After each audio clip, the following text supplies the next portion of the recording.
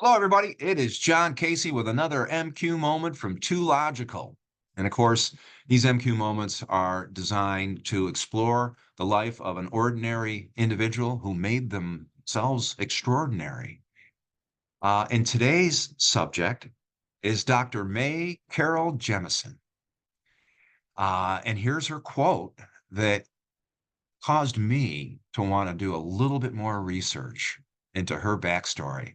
And I promise you, it is phenomenal. And this quote might lead us to why. Never limit yourself because of others' limited imagination. Never limit others because of your own limited imagination. This is great wisdom for all of us regarding who we should accept advice from about our own dreams and for how we should react when we hear someone else's be, do, have list. Living a boundaryless life, living with high MQ, means living without limits. And the more we know about this very special person, the more you will realize that Dr. Mae Carol Jemison embraced and lived this guidance, and it led her to a life filled with abundance. Here is just a short list of her accomplishments. First of all, she was born in 1956, and she is still with us. She accomplished multiple degrees from Stanford University. She's a trained engineer. She was a Peace Corps volunteer. She was the founder of a technology research company.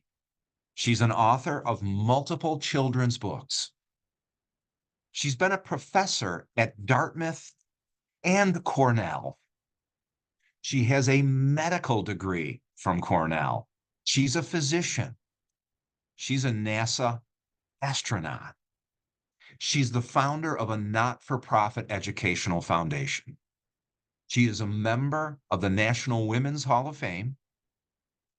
She is the recipient of 10 honorary doctorates, and she's still going.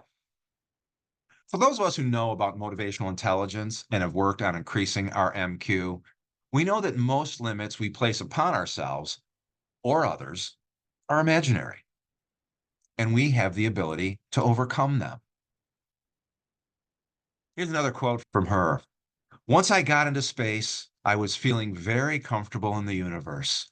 I felt like I had a right to be anywhere in this universe, that I belonged here as much as any speck of stardust, any comet, any planet. Like many ordinary people who go on to lead extraordinary lives, Mae Jemison's catalyst was her parents.